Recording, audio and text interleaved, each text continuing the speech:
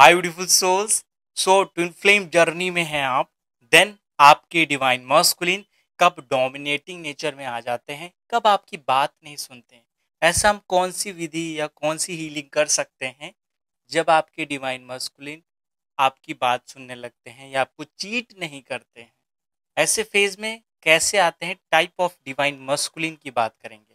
कितने प्रकार के डिवाइन मस्कुलिन का स्वरूप हो सकता है, उस पे हम आज बात करेंगे। साथ ही मैंने कुछ कार्ड्स भी पिक किए हैं आप लोगों की करंट एनर्जीज और डिवाइन मस्कुलिन के साथ रिलेशनशिप कैसा रहेगा, उसके अकॉर्डिंग आप करें, डेफिनेटली ग्रोथ होगी। डिवाइन मस्कुलिन के बहुत सारे स्वरूप हैं। अगर आपका रिलेशनशिप अप डाउन है और आपकी स्पिरिचुअल ग्रोथ नहीं हो पा रही है तो ये वीडियो बहुत इंपॉर्टेंट है। डिवाइन मस्कुलिन की साइकोलॉजिकल स्टेज पे हम बात करने वाले हैं। जल्दी से वीडियो को शुरू करते हैं। अगर आप चैनल पे नए हैं, मुझे पहली बार देख रहे हैं, चैनल को सब्सक्राइब के साथ बेल आइकन अवश्य ही क्लिक कर लें। सो नमस्कार ब्यूटीफुल सोल्स, मैं हूं गदिश्रो। आप सभी डिवाइन सोल्स का तहे दिल से बहुत बहुत स्वागत है। तो सबसे पहले हम रीडिंग्स देख लेते हैं, डिवाइन मस्कुलिन की एनर्जीज क्या है और आप आपके पार्टनर के बीच कैसे रिलेशंस रहेंगे। आप एक का कोई लवर हो, आपके हस्बैंड हो, आप फॉर्म में रिलेशनशिप स्टार्ट हुआ हो, तो ये चीज़ें वर्क करती हैं। कई बार पार्टनर के अंदर बहुत सारे डिसऑर्डर्ड फॉर्म भी क्रिएट होने लगते हैं, उसको कैसे हील कर सकते हैं, या वो किसी तरह से अवेकन नहीं हो रहे, तभी भी हम कुछ चीज़ें कर सकते हैं। पहली एनर्जी जो आ रही है वो आ रही है यहाँ पे आर्कएंजल चैमुअल की। तो ये जो एंजल होते हैं वो भी आपको दिखाई दे रहे होंगे, उल्टा है, नीचे सर्कस जैसा एटमॉस्फेयर आपको दिख रहा होगा। ये बेसिकली क्या है कि काफी ज्यादा उठापटक चल रही है। आर्कएंजल चैमुअल नेविगेट करते हैं ट्विन फ्लेम को ढूंढने में, साथ में अपने आप को सर्च करने में, रियलाइजेशन करने में। तो इसमें डीएम अभी लगे हुए हैं, कहीं ना कहीं वो खुद को खोजने का काम कर रहे हैं। अभी कुछ खोए खोए से रहेंगे, एनर्जी बहुत ज़्यादा भटकी भटकी से रहेगी, काफ़ी सारे लोग उनके लाइफ में कनेक्ट रहेंगे। एक फाइनल डिसीजन में पहुंचने में थोड़ा सा इशू आएगा। दूसरा कार्ड 4 ऑफ एरियल का है। She is angel related to Rahu. अब यहाँ पर 4 ऑफ एरियल है तो सिचुएशन विल इम्प्रूव। जैसे प्रीवियस रीडिंग में आपने देखा होगा, उनके अंदर स्पिरिचुअल ग्रोथ हुआ है काफ़ी, इस पोर्टल के बाद भी काफ़ी सिचुएशन चेंज हुई है, तो उनका ट्रस्ट प्रोसेस बदल रहा है और मनी को स्पेंड करेंगे, खर्चा थोड़ा बढ़ने वाला है। और करियर के वाइज ये भी बहुत अच्छा टाइम है।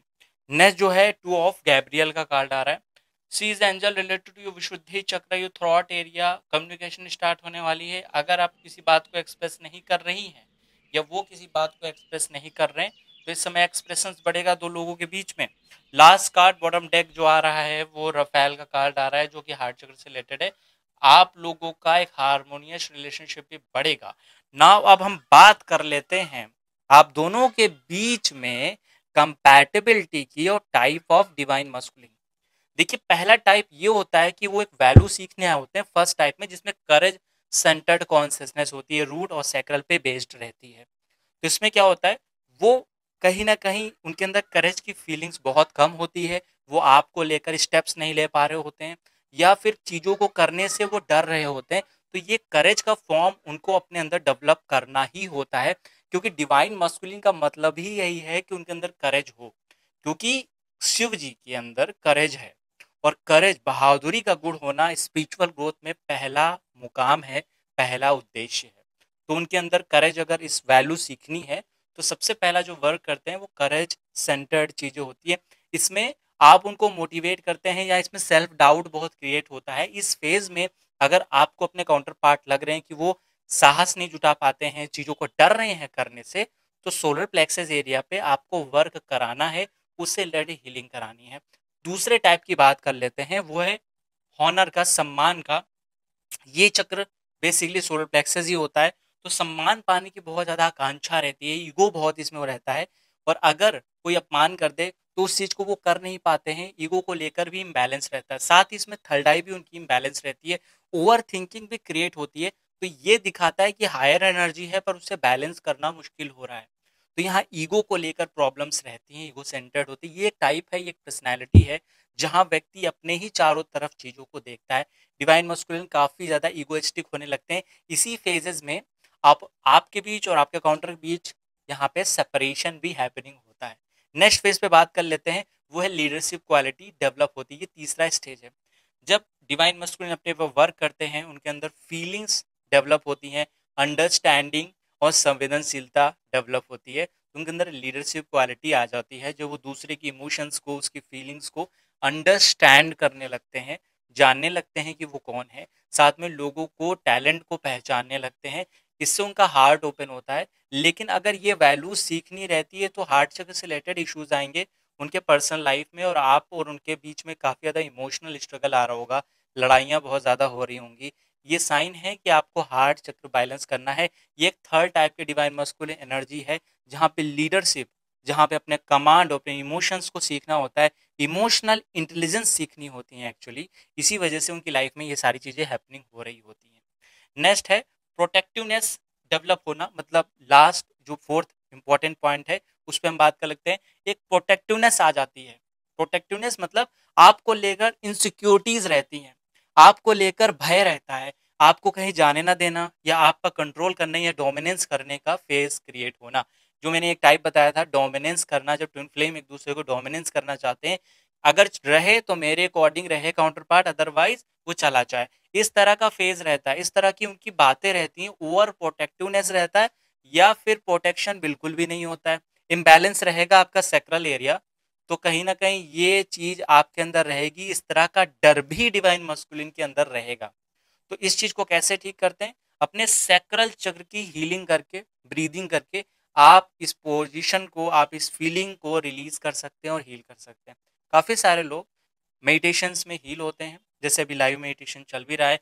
प्रीवियस मेडिटेशन में काफी बार डिवाइन फेमिनिन के अंदर भी ये ओवर प्रोटेक्टिवनेस होती है, या अपने मस्कुलिन एनर्जी को लेकर भी भय रहता है, तो भी उनको अपने सैक्रल चक्र पे वर्क करना रहता है, जिससे आप लोगों का जो सेपरेशन फेज है वो एंड हो जाती है और डार्क नाइट नहीं आता है। और कहीं ना कहीं इससे आपकी आने वाली संतति या चाइल्ड पर भी बहुत अच्छा इम्पैक्ट पड़ता है। लास्ट हम बात कर लेते हैं विजडम पे। इसके लिए क्राउन चक्रा और आपका थर्ड आई चक्रा इंपॉर्टेंट होता है। ये एक टाइप है जिसमें डिवाइन मस्कुलिन विजडम नॉलेज के पीछे बहुत ज़्यादा रहते हैं, रिसर्च ओरिएंटेड बहुत ज़्यादा होते हैं, और इसी फेज में किसी डिवाइन मस्कुलिन को ज्ञान या अवेयरनेस प्राप्त होती है।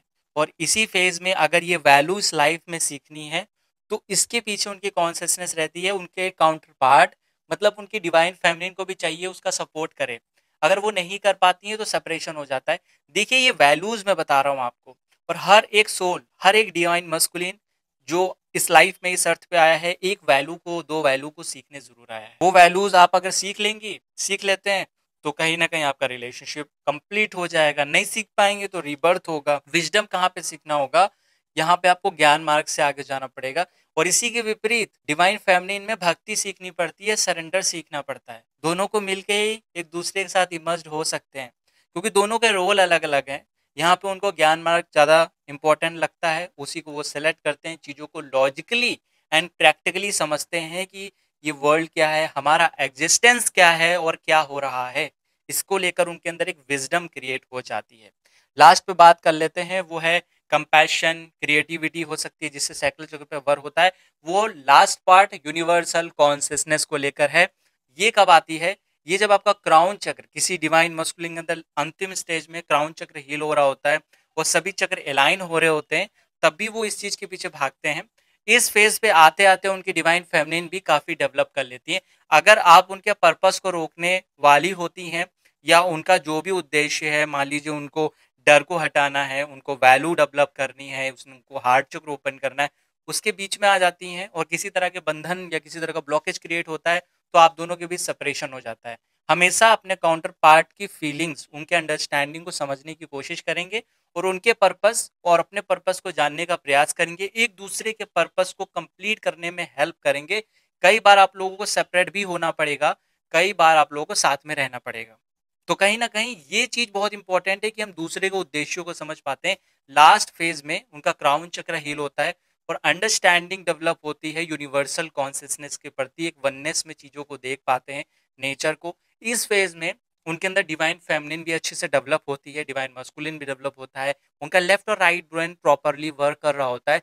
इसी फेज में आपका यूनियन भी बहुत आसानी से पॉसिबल हो पाता है। उस समय स्ट्रगल्स नहीं होता है बेसिकली, उस समय यूनियन ही होता है, उस समय ग्रोथ ही होती है। तो ये रही कुछ डिवाइन मस्कुलिन की क्वालिटीज। एनर्जीज कैसी रहेंगी, और होपफुली आपको ये वीडियो मोटिवेट करे, कुछ नई इन्फॉर्मेशन मिली हो, कुछ जानकारी पता चली हो, तो इसके थ्रू आपने डिवाइन मस्कुलिन को आप हील करिए, उस चक्र को हील करिए, आपके लाइफ में ग्रोथ हो, आप हमेशा मुस्कुराते रहें। Thank you so much all of you.